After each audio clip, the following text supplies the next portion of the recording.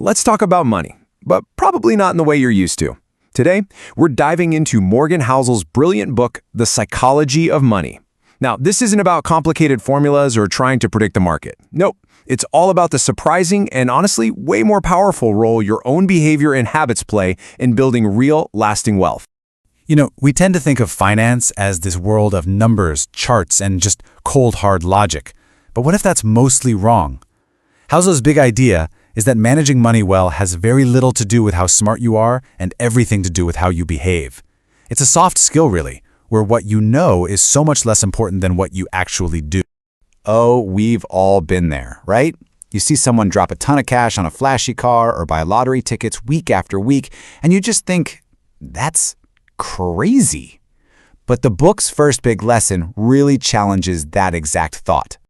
What seems completely bonkers to you makes perfect sense to someone else because of their unique life experiences. A person who grew up with nothing, they might see a lottery ticket not as a terrible investment, but as the only tangible way to buy a dream. Someone who saw their parents lose everything in a stock market crash might hoard cash under the mattress, even if it's not rational. In their world, it's the smartest move they could possibly make. And this quote just nails it. Think about it. Your personal experience with money is this teeny tiny fraction of a percent of everything that's ever happened in the financial world, but it makes up like 80% of how you think the world works. Spreadsheets don't mean a thing when you felt that real-world panic of not being able to pay the rent. Our financial logic is shaped by our scars and our dreams, not by textbooks. So our personal history is a huge piece of the puzzle. But what about the things that are completely outside of our control? Well, that brings us to the invisible forces that shape our lives: luck, risk, and time. It's so easy to credit genius for success and bad decisions for failure, but it's rarely that clean. I mean, take Bill Gates. Of course he was brilliant, but he also had the unbelievable luck of going to one of the only high schools in the world with a computer back in the 1960s. His best friend, Kent Evans, was just as smart, just as passionate, but he died in a tragic accident before they could start a company.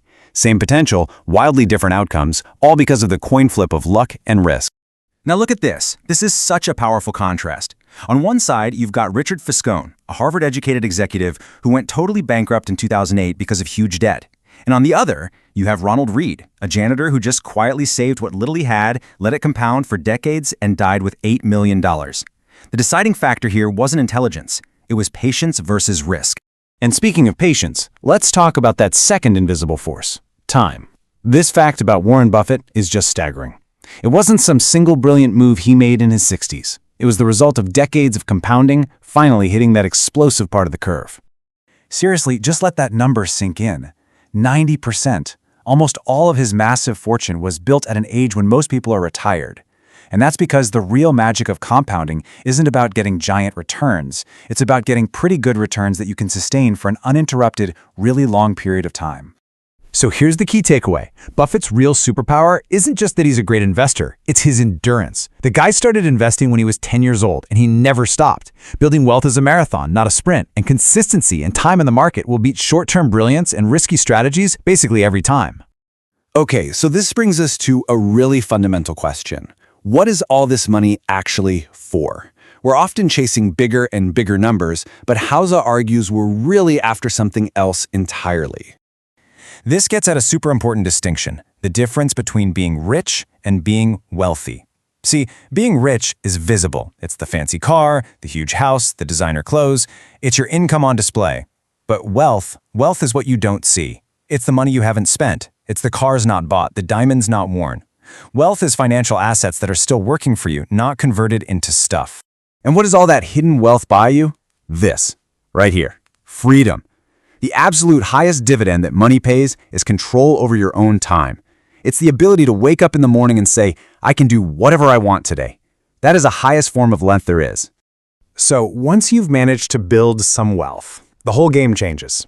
And the crazy part is, the skills that got you there are often the complete opposite of the skills you need to actually keep it. Getting rich, that requires taking risks, being optimistic, putting yourself out there. It's all offense. But staying rich, that takes humility, it takes caution, it takes the fear that you could lose it all in a heartbeat. You have to switch from an offensive mindset to a defensive one. It becomes less about growth and more about plain old survival. I mean, look at Jesse Livermore. The guy was an absolute master at getting rich. He famously shorted the market crash of 1929 and became one of the wealthiest men in the world. But he never learned how to play defense. He just kept making bigger and bigger, more leveraged bets until, poof, he lost everything. He was incredible at winning, but he was terrible at not losing it all. So how do you stay wealthy? Well, it's not about some complex strategy. It really just boils down to these 3 simple traits. First, frugality, just accepting that what you have can be taken away. Second, humility, knowing that luck played a big role in your success. And third, a healthy dose of fear, just enough to keep you from doing something completely reckless. That's the survival mindset. Okay, let's bring all this home. How do you apply these ideas to your own life? It all starts by recognizing that there is no single right answer for everyone. This is maybe the most important line in the whole book. The most critical financial decisions aren't made on a spreadsheet. They're made at the dinner table. They're all tangled up with your own unique goals, your fears, your desires. What works perfectly for your neighbor might be a total disaster for you, and that's perfectly okay. And this brings us to a really crucial distinction, the difference between being rational and being reasonable. A rational plan might look perfect on a spreadsheet, optimized for the absolute highest possible returns. But a reasonable plan is one you can actually stick with because it helps you sleep at night. And trust me, a good plan that you can follow is infinitely better than a perfect one you abandon when things get scary. Housel himself admits to making a mathematically wrong choice by paying off his low-interest mortgage early. He totally could have earned more by investing that money instead. But for him and his wife, the emotional return of owning their home free and clear, that feeling of freedom and security, was worth way more than any extra financial return. That's a reasonable decision. So let's just end on this thought. In a world that is obsessed with optimizing and maximizing every single dollar, maybe the most important question isn't what is the most rational thing to do, but instead, what decision will bring me the most peace? Because ultimately, that might be the smartest investment you could ever make.